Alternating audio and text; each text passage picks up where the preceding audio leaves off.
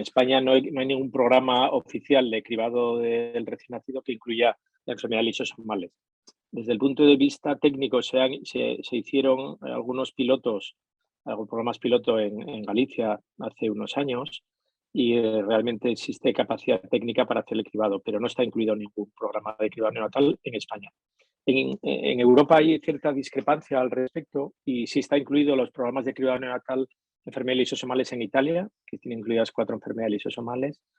También se ha incluido en Holanda en el 2021 para alguna enfermedad lisosomal y existen luego programas piloto de diferentes enfermedades, pero en España no están incluidos. Los criterios fundamentales se basan en que los programas de cribado dependen de salud pública, de tal forma que salud pública para introducir una enfermedad en un programa de cribado necesita que esta enfermedad cumpla una serie de requisitos. No solo la parte técnica de detectar la enfermedad, sino a qué edad y cómo se va a manifestar la enfermedad. Si vamos a cribar enfermedades lisosomales que van a debutar o van a aparecer clínicamente en la edad adulta, ¿cómo manejamos a los pacientes desde el momento que los diagnosticamos hasta que empiezan a manifestar los síntomas? Y por otro lado, ¿quién haría el seguimiento de estas personas que dan un cribado positivo? Con lo cual, los mayores problemas vienen dados fundamentalmente a ¿realmente estamos hablando de enfermos o de personas que pueden ser enfermos? ¿Y cuándo y con qué gravedad van a aparecer los síntomas de la enfermedad? Y eso es lo que todavía en Europa no está bien definido, aunque para algunas enfermedades sí lo es. Realmente el cribado de las enfermedades lisosomales, que son más de 40 o 50, no incluiría todas. Realmente los programas de cribado de enfermedades lisosomales que hay, por ejemplo, en Estados Unidos, incluyen 6 enfermedades lisosomales o en algunos países asiáticos. La detección de estas 6 enfermedades se hacen a partir de diagnósticos, estudios enzimáticos. Entonces,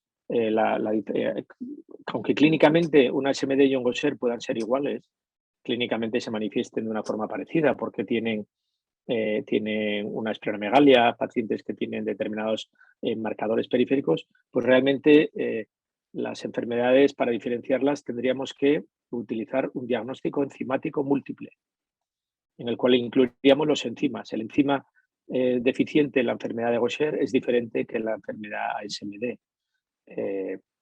Las fibromielinas ácidas son una enfermedad que no tiene nada que ver con otros enzimas lisosomales. La detección específica de un déficit enzimático es la que me permite la sospecha o el diagnóstico de esa enfermedad. Y luego, una vez que tengo un resultado positivo, tendría que ir también a hacer un estudio genético. Evidentemente, los programas de cribado universales que no se basan en el estudio de los enzimas, sino que los estudios enzimáticos son de segundo nivel, buscan biomarcadores o acúmulo de algunas sustancias que realmente ahí sí donde puede haber confusiones. Para algunas enfermedades lisosomales, el cribado del recién nacido lo hacemos con el acúmulo o la excreción aumentada de glicosaminoglicanos y luego haríamos un estudio de segundo nivel que sería el enzimático. En otros casos sería el acúmulo de una esfingomielina o derivados de esta molécula, las liso, moléculas derivadas de un metabolito que se acumula, que se puede detectar en una gota de sangre de papel y de forma secundaria hacer el estudio enzimático que ya me las diferencia perfectamente. Y en una tercera fase, un estudio genético que lógicamente diferencia absolutamente la SMD y el Gaucher. Tenemos que utilizar los resultados de cribados de poblaciones similares a la nuestra. Evidentemente, cuando hablamos de enfermedades lisosomales y utilizamos los resultados de estudios asiáticos, pues probablemente aparezcan incidencias de 1 de cada 2.000, 3.000 recién nacidos. Si nos vamos a los programas de cribado lisosomales del estado de Nueva York, también nos encontramos a lo mejor incidencias de 3.000 recién nacidos. Y es porque incluyen muchas poblaciones de origen israelita, que tienen una alta incidencia de una de las enfermedades lisosomales más comunes, que es la enfermedad de Gaucher. Si utilizamos los registros de los italianos, los últimos, los más recientes, los que no incluyen unos resultados falsamente positivos como había de la enfermedad de Fabry hace unos años, pues realmente lo que tenemos es que uno de cada 4.000, 5.000 recién nacidos tiene una de las 4 enfermedades lisosomales más comunes. La más frecuente sería la enfermedad de Fabry, que afectaría a uno de cada 10.000 recién nacidos. Las enfermedades de Gaucher y de Pompe probablemente sería uno de cada 10.000 recién nacidos, 20.000 recién nacidos, perdón, y la MPS tipo 1 pues sería uno de cada 40.000 recién nacidos. Si hablamos de la SMD, que no está incluido en ese en estas cifras, pues probablemente la SMD sea 5 veces menos frecuente que el Gaucher, probablemente sería uno de cada 80.000 o 100.000 recién nacidos. En su conjunto, uno de cada 4.000 para todas las enfermedades lisosomales en nuestro entorno. Cuando la enfermedad no es tratable desde el punto de vista médico, es tratable desde el punto de vista del tratamiento de los problemas asociados. El estilo de vida, actividad física, dieta, nutrición, inflamación, son aspectos que a veces no se tienen en cuenta y pueden modificar enormemente la calidad de vida y la esperanza de vida de estos pacientes. Muchos de los problemas derivados de las enfermedades lisosomales son procesos inflamatorios crónicos y la aproximación de esos problemas como si tuviera una enfermedad inflamatoria tipo de artritis reumatoide o una enfermedad inflamatoria de esas características, pues nos puede permitir mejorar enormemente la calidad de vida de estos pacientes.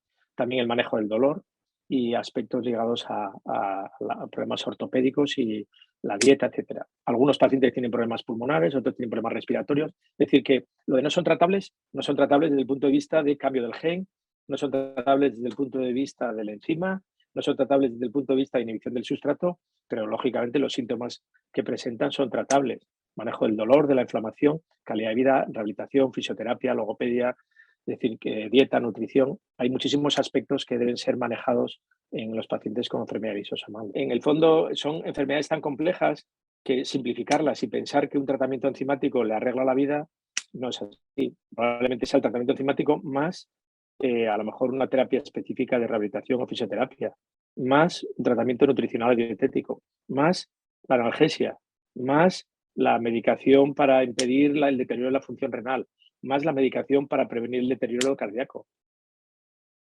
independientemente de que le haya tratado la enzima que le falta o no. Algunas enfermedades lisosomales son enfermedades propias del adulto, como puede ser, por ejemplo, la enfermedad de Fabry, que la mayoría de los pacientes pues empiezan a manifestar síntomas o problemas en la infancia tardía, la juventud, y es una enfermedad propiamente del adulto.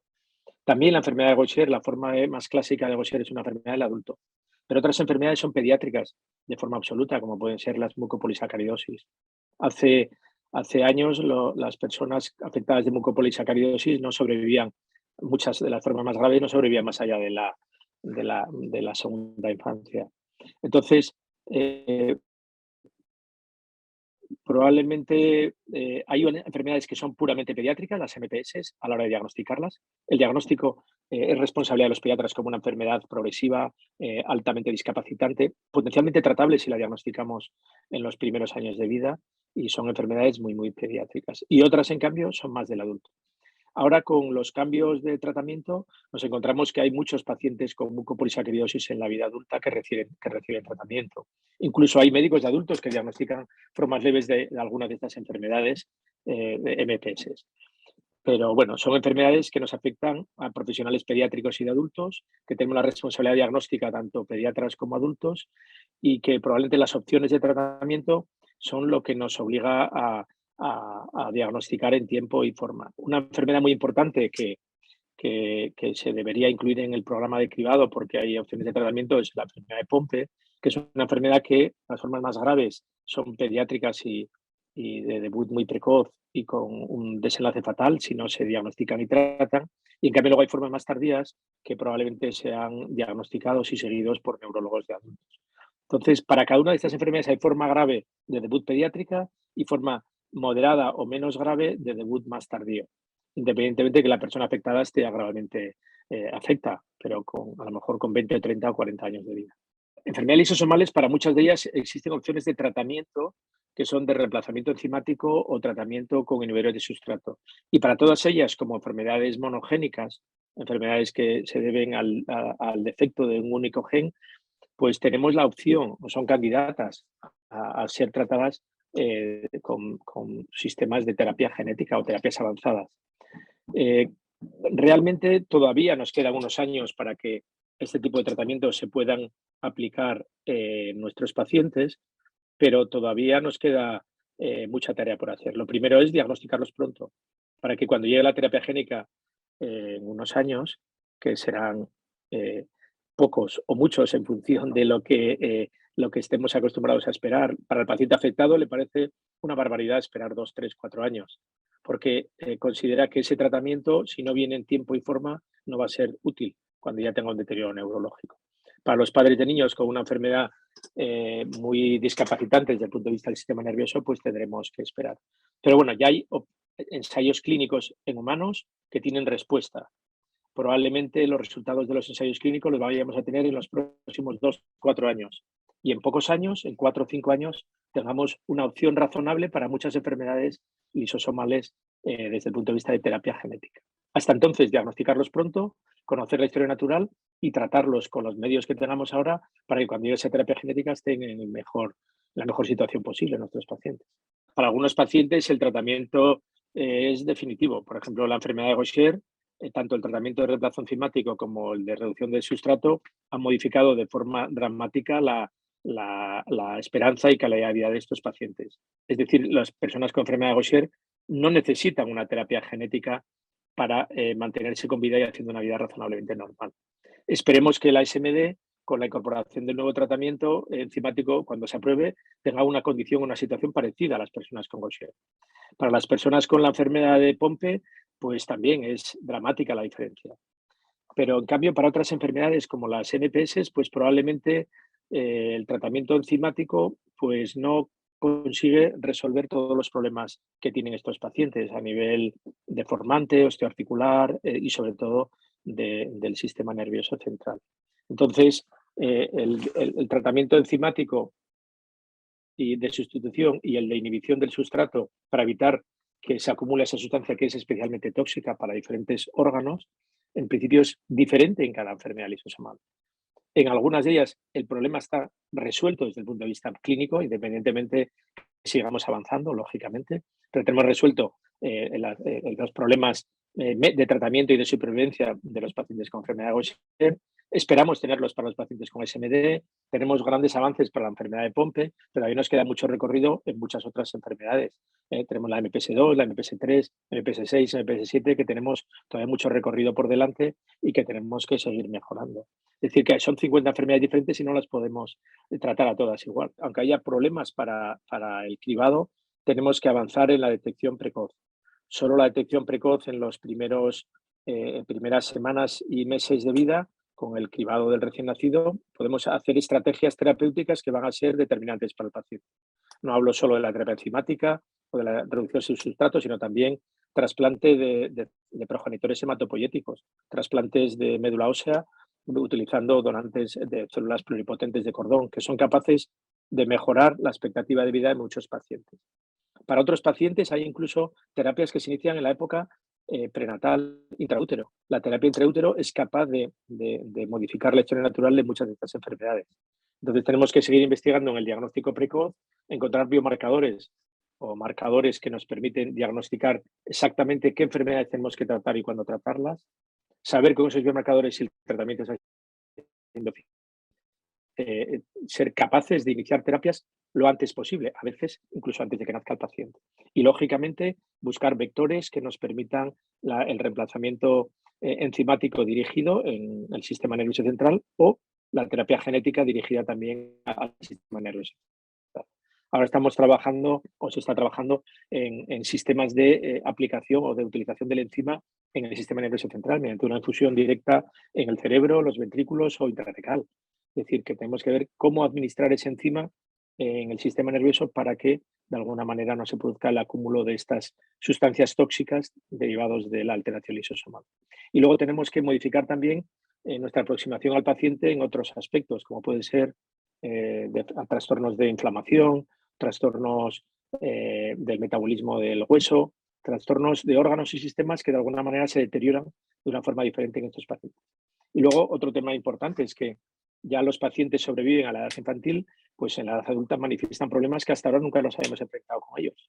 Es decir, un paciente con determinadas enfermedades incompatibles con la vida en la edad adulta, pues lógicamente va a manifestar problemas que no habíamos ni siquiera sospechado. Con lo cual, tenemos todo un reto por delante. Diagnosticar antes, diagnosticar en el momento del nacimiento, antes de que haya daños, tratar incluso antes de nacer, terapias de reemplazamiento celular, terapias avanzadas, inhibición de sustrato, terapia enzimática y también terapia genética. Y luego abrir nuestra capacidad de seguimiento clínico para otros problemas que van a aparecer, los que ya conocemos de inflamación y muchos otros ligados a envejecimiento, etcétera, que hasta ahora no nos habíamos enfrentado a ellos. Con lo cual hay mucho camino por delante.